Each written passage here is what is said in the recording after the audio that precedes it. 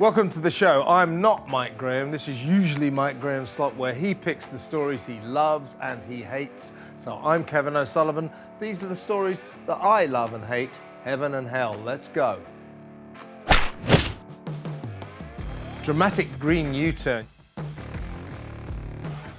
Yes, Rishi Sunak, the Prime Minister, has finally realised that all these green claptrap policies that will make us colder and poorer might just not be a vote winner. So at long last, he's seen the light and staged this sensational U-turn and said he will no longer ban petrol and diesel cars in 2030, and he will no longer force us to have heat pumps, and so on and so forth. Finally, he has realised that people aren't that bothered about climate change. They're more worried about keeping a roof over their heads, feeding their kids, and going on holiday once a year to Spain, and by the way, driving petrol cars. So the green tyranny seems to have come to an end. One more thing he could do is cancel carbon net zero. That target for 2050 is ridiculous, pathetic. And by the way, who the hell knows what carbon net zero is? The only thing I know about it is it's unachievable. So that next, and we'll be all the way there. It's a vote winner. That for me is pure heaven.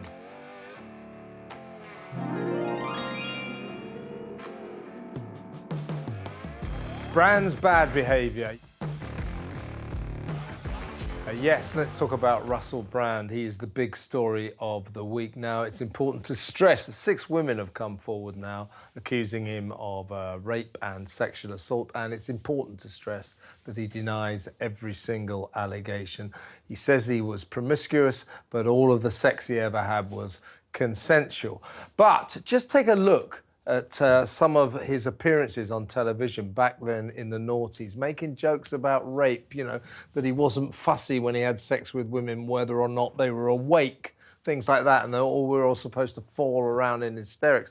His sexual boasting on television alone it's just wrong. It was wrong, and it's excruciating to watch it now. Why we ever thought this guy was funny, I don't know. So I do think this guy fully deserves his fate at the moment. He is a reprehensible character, let's put it this way. You won't find many women who go, oh, isn't Russell Brand great? His whole shtick, which is really strange, was I have sex a lot. That was his USP. Really childish for a way. You know, we're all grown-ups, Russell. A lot of us have sex, you know. A lot of us have had sex with quite a few women. We don't boast about it because it's pathetic and juvenile to do it. That was what your career was based on. And the fact that you're in trouble now is not too painful for me. It's a kind of a heaven.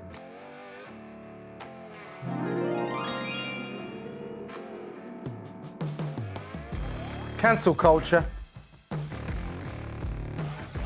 Still with Russell Brand, there is one element of this saga that is disturbing me. Makes me feel very uncomfortable. It is, of course, our old enemy, the cancellation process. Now, he's a nefarious character in my view. He denies all the allegations against him. And to a large extent, I think he deserves to be in big trouble now because of the way he behaved towards women and made jokes about rape back there in the noughties on the Channel 4, BBC and the rest. And indeed his disgraceful treatment of the much-loved actor Andrew Sachs when he phoned him up on Radio 2 and said, I had sex with your granddaughter. That's just craven, awful and pathetic.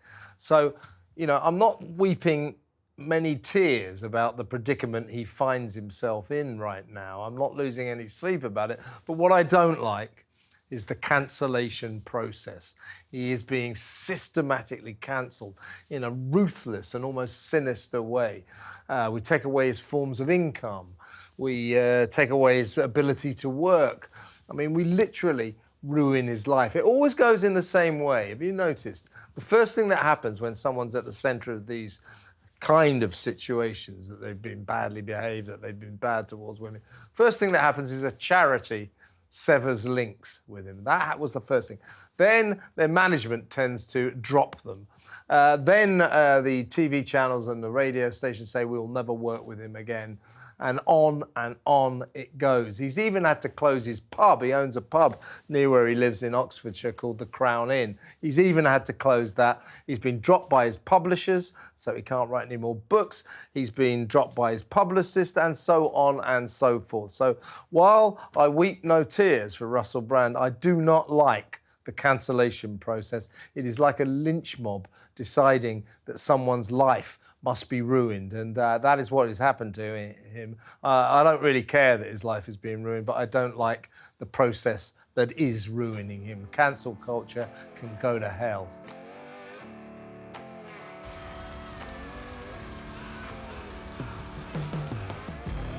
King Charles, eco-hypocrite. Now, the King and his wife, the Queen Consort, everybody calls her Queen Camilla. She's not the Queen, she's Queen Consort. But they're in France for a state visit this week.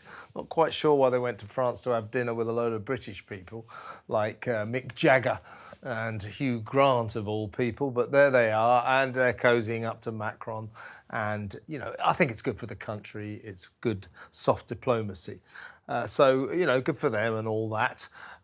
He's been to France 35 times in his regal career. But this is what I don't like about the King, right? I don't like him generally for his eco-green lecturing. It's politics, by the way, and he shouldn't be involved in it. He's supposed to be impartial. But don't talk to us about climate change. You know, it's all right for you converting your Aston Martin to run on cheese and wine and rubbish. Because most of us can't afford that kind of £50,000 conversion process, can we? Anyway, he goes to France, and of course there's a state banquet in the Palace of Versailles. And he tells the French before they tuck into this sumptuous meal that he doesn't want foie gras on the menu. I'm all for that because foie gras is unconscionably cruel. So big up to Charlie there. This is the pathetic element, though. He then goes on to say, I don't want asparagus. Why? Because asparagus is out of season in France, and for it to be on the menu, it would have to be flown in by aeroplane, and that's really bad for the environment. So eco-warrior Charlie strikes a blow for climate change. No asparagus. However, it seems it's okay for him to fly into France with Camilla. Bloody great jet. Flies from Britain to Paris. You could get there in a 2-hour train journey. Why did he not take the Channel? Why did he not go by train? And why did he go by jet? So this is another case of the rich and the powerful, the great and the good, lecturing us about climate change, basically saying to us, do as I say, not what I do. And I'm sick of it. And, you know, furthermore, there is, don't bring the asparagus in, you know, because it's bad for the climate. Fly jets into Paris and then goes down the Champs-Elysees to watch 20 jets flying over, a fly past. I mean, the hypocrisy there is absolutely epic, and I am sick of it. It's not just him. Yeah, his son's just as bad, Prince William. All these famous people. Oh, it's all right for us to jet around, but you lot, you're just the little people, and you have to change your lives. You have to not fly anywhere because that's bad for the environment, but it's okay for us to do it. So King Charles and Camilla, for that rate, rank hypocrisy, green hypocrisy, and I'm sick of it. That was a slice of royal hell.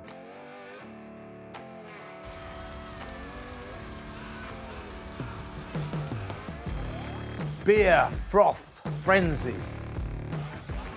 The Japanese, of all people, are telling us that you must enjoy your pint if it's full of froth. You know, when you get that real ale and you get the whole mountains of this froth coming up, and, you know, it all gets all over your face. I hate it. I hate it. I don't like real ale anyway. I'm not that keen on beer generally, but don't mind a glass of Asahi. Anyway, they tell us that if your pint is full of froth, you know, is topped by the, you know, inches and inches of this white foam, that means it's a really good pint. It's really good beer because it's tasty, and all the froth as it covers your face adds to the delicious flavour of this. I've never heard such rubbish in all my life.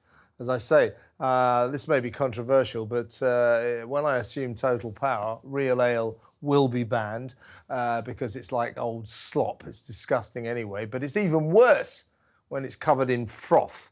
So I disagree with the Japanese, with all due respect to our friends in Japan, with all due respect to their contention that foamy beer, frothy beer, is what we should be drinking. I say no, I think it should be made illegal. It's disgusting. Drinking that sort of stuff is, for me, boozing hell.